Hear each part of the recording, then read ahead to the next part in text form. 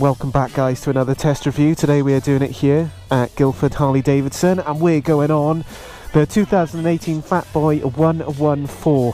Now I'm not able to call this a first ride review because technically I have been on this bike before when I was invited up to Harley Davidson UK. So I've had 15 or about 17 minutes I think, it's been a bit technical mark on this bike, which was so-so, but I've got the full day on this bike today, looking forward to it, so let's get cracking with it. So going into this bike then, you have got a much thicker, more muscular design compared to the previous model. With the wheels at the front, you've got the 130s, which is the largest, the widest that Harley Davidson have ever done. That is a complete monster in my eyes. Then you've got the lacquered aluminium wheels, which, you know, to be fair, they look great. At the back then, you've got the massive, they've taken this from the Breakout, the 240, which looks super pumped up. Love the way the bike sits as well, it's pretty low at the rear, like it. So getting onto the bike, let's see what the ergonomics feel like. Sitting on it straight away, I can tell I'm in an upright position. I've got a nice lumbar support actually with the seat, which is pretty good. Then if we look at the side stand, same with the other models that I've test reviewed, it's much easier to retract and push out the side stand. So as you can see, look at my new shoes, beautiful.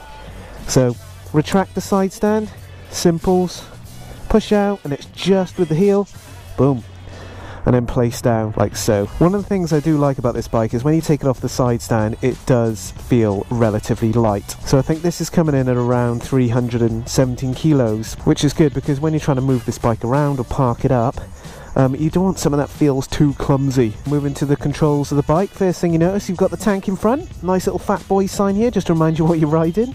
So this is 18.9 litres, which is a fair size for the bike. Relatively good touring capabilities. With all the controls on the Harley Davidson, it's all pretty much the same as I talk about all the time in my previous reviews. It's a nice simplistic control setup, especially for newbies that want to get into the Harley Davidson range. On the right hand side then, you've got engine, stop, start, hazards, right indicator, and you can shut it off that way as well. Then on the left hand side you've got high beam, low beam. They got what I call the circulation button, get the horn and the left indicator. Going through the display on the Harley, you've got your reserve, which shows you how many miles you've got left, which is a good feature. You've also got, which is nice, a fuel gauge at the top, which is very easy to see. Then got your time, your RPM, total miles covered, trip A, trip B. And then the creme de la creme, you have got the new Milwaukee 8, the 114 engine, which I must admit I'm a bit of a fan of. And then we need to adjust the suspension for my ride. So with the new model, so you've got the Showa suspension at the rear and front. I am a lighty, I am a skinny rigs with the Harley Davidson, so when I start twisting it the right way, Mark, I've got to set it all the way down, I think it's to 1, because my weight, just an FYI, when you're doing test reviews you should tell people your statistics. So 70 kilo, 5'9", and my star sign is Aquarius. So there you go guys, all the way down to 1, perfect. As with all my test reviews, let's just do a sound test on the 114. This is a stock exhaust pipe, so there's no Screaming Eagle mufflers on this at all, so it's fresh from the showroom. So let's get it going.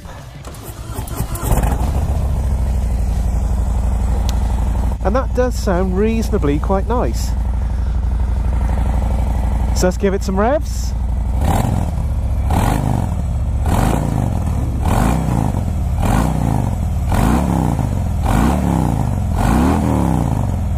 That is okay, you know. I think someone's trying to have a competition with me, but that's pretty nice. I can imagine with some Screaming Eagle mufflers on it, it would sound even better. Okay, so let's get cracking with this test review. As always, with all my test reviews, just need to point this out, clearly I'm not a motorbike expert. I'm just a guy that puts stuff out on YouTube, so let's keep it real and sensible in the comment section. Secondly, what I want to get across to you guys today is just how this bike feels. I try and interpretate that to the best of my ability. So today I'm going to take her out possibly on some real good A roads, take her around some roundabouts, test the manoeuvrability. We're not on the Motonewbrider test track today, so I'll be pacing around Guildford. But yeah, let's just get on with it and let's have some fun, guys. So first things first, guys, we're going to go around a pretty tight roundabout, and I must admit I'm a little bit nervous because I know how tight this is, but let's do it. So this bike has a lean angle of 26, so let's see what she feels like first big test for her. Oh, so I'm pressing the back brake a bit. Yeah, this is pretty tough, guys, I must admit. That was tough, but let's be fair, this bike is meant for those long journeys, those long open road rides. I think straight away what I can feel is this bike is a tough one to manage, to be fair, and it's going around the roundabouts like this is where I'm having those difficulties. So I'm just going to try and describe this. Lean into the right. Oh yeah, come on, there you go. But powering out, she's got some buzz about her. From an ergonomic perspective, it feels relatively comfy. Again, I've got that back support with the seat. My feet are relatively comfortable in terms of my foot positioning. It's not a forward control, it's in between the forwards and the mid side, and it's nice that way. It's just turning this thing. It is a real tough one to do. I'm actually starting to feel a little bit guilty now, the amount of roundabouts that I'm doing, but we're going to go round this roundabout. So in first gear, leaning her right in, we're going to go all the way round, shoulder check. Oh, that is difficult, excuse the language, but yeah, that is a tough one. But coming out of it, whoa, oh, that's nice, love it. That's what I love about the Milwaukee 8, that 114 especially, that engine has got some oomph about her. And what I'm dying to do is pit a 114 against my 117 V-twin, just to see what that looks like. To be fair to the Fat Boy, now we're in an open road position. Well, we were until those cars started braking. Just overtake a bit, yeah, a bit bored of this. There we go. Okay, back in an open road position, which is nice. Trailing in at 50 miles an hour, so how does it feel? And just to reiterate, this is where I feel the Fat Boy should and would perform the best. So at this moment in time, I think with the benefits of the Milwaukee 8 engine, I am not getting any vibrations through the handlebars, which is really nice, and that's what you would expect coming into a 30s to the brakes. Look, you know, I'm braking from 50 to 30 there, and you know, I've said this about all the Harley Davidson range, they need twin discs. With the weight of this bike, it's something that it must have. Obviously going through a slight urban environment at the moment, so we've got some twists and bends, and I've got to admit, it's tough. From leaning her in, I'm trying to explain this to you guys, it's a bit hard to manage. I don't know what it is, if it's the rake or the fact that they've now got the 240 on the rear. It's just a real tough one to steer about, you know, to bend it into those corners. What I am enjoying on this bike, and it's quite interesting, because I think when I first took this bike out, I wasn't a fan of this, but the bars I actually like. I quite like the way these beach bars are placed. Obviously it's lower than my shoulder position, so not too sure how that would affect me on a long ride, but they feel really good. I think one of the things you've got to admire about the bike, and I know this is going to be a bit controversial, is the front end. A lot of people, just spoke to a chap who's got the previous model Fat Boy, and a lot of those guys and girls just do not like that light. For me personally, I do like it. It's very jappy, I'm going to put it out there, but that's what I like. But I think for the die-hard Harley Davidson fans, it's not going to be their tipple. So we're in the 40 zone at the moment. I thought I'd just see what the acceleration is like, so let's do it. 3, 2, 1.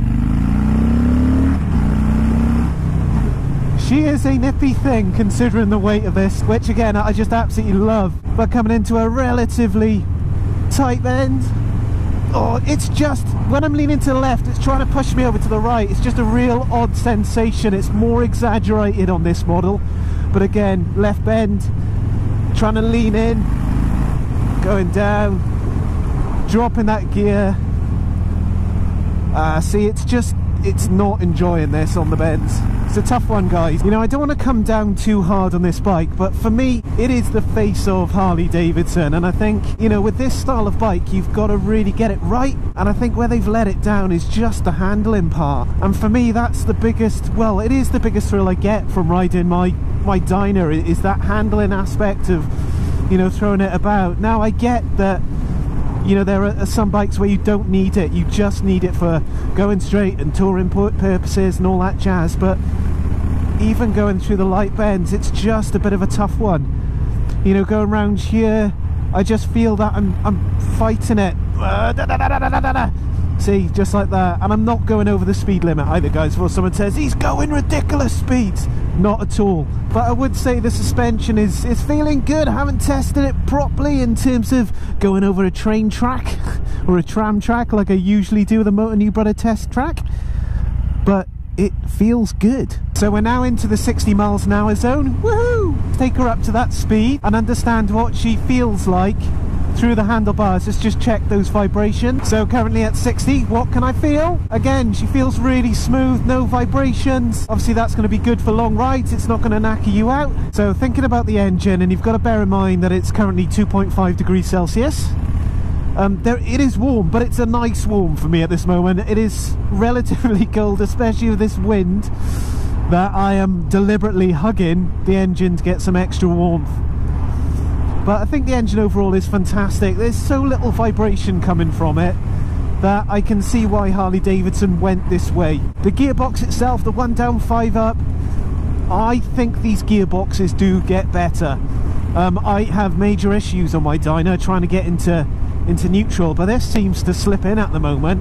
Now I know Harley Davidson are renowned for this, but with this Fat Boy, no issues at all. Smooth like butter with a nice clunk as well, which I like. What I love is that even in this direct sunlight, and this for some reason, I don't know what it is in the south, but the sunlight, this is going to come across really stupid, I know, before I even say it, but it's like super bright. Even when I'm taking photos on my camera, like I've got to massively control my aperture and ISO because it kills everything. It just whitewashes everywhere.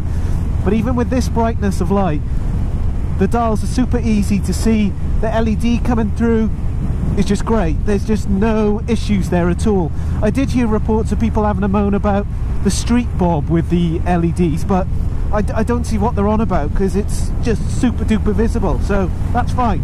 Must admit, I am enjoying cruising at those relatively high speeds, or should I say national speed limits. Does feel good on this bike, and I tell you what, you just cannot fault this environment for riding on. It's just awesome. I think what I'm starting to realise is that the challenge with getting round the roundabout is that width of the front wheel, and I reckon the rake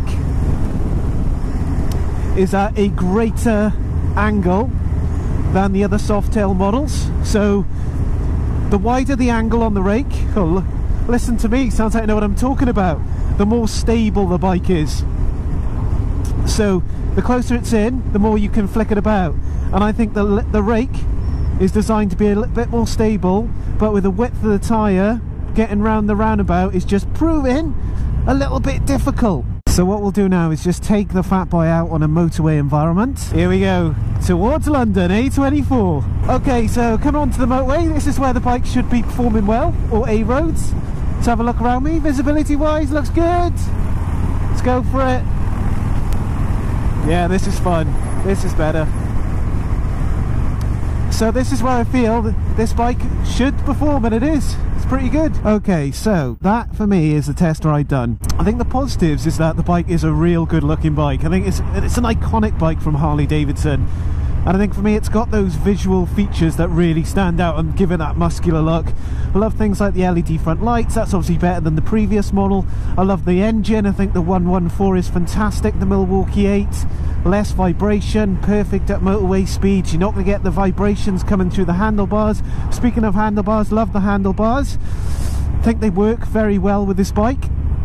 Then going down from the Milwaukee 8 engine, you've got a really nice gearbox there. Gears slip in, super easy. Managed to find neutral, which is sometimes a bit of a miracle for Harley Davidson. Then moving along to the back then with the ergonomics. Seat wise is really comfy. As I'm sitting on it now, I'm in a very lazy position, so my lower spine is just like Mr. Soft, which is cool. I think the leg positioning is fine. It's not mid, it's not forwards, it's just in between. I think the foot pedals work for this bike. And again, at the back, love the 240. Think it looks fantastic, and I'm going to emphasize the looks bit there. Let's go into what I don't like, and it's only a personal opinion, guys. Remember, I'm just a dude on YouTube. What do I know, eh? So the big one for me is the handling. The handling, is just cringeworthy, to be fair. I have found it a real mule getting round the roundabouts. And guys, you know I am pro Harley Davidson. I love my HDs. And I think this has just really missed the mark.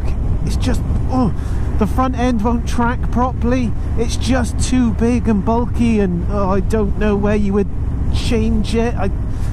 It's a real shame. It is a real shame, because I know a lot of guys that would like this bike, but I think once they've got on it and they've done some handling maneuvers, and they'll just go And then coupled with that, going along with the price, so Harley Davidson are asking 20,000, your finest sterling note for this bike, and that's a lot of money. Yeah, and I just think the brakes as well do need to be upgraded to double disc at the front, just because of the weight of the bike. Just want to say a big thank you to Mike Noble and the guys at Guildford Harley Davidson for letting me take this out today.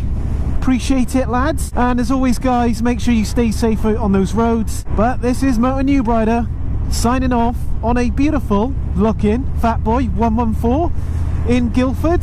Make sure, guys, you like, share, comment, subscribe. Have I covered everything?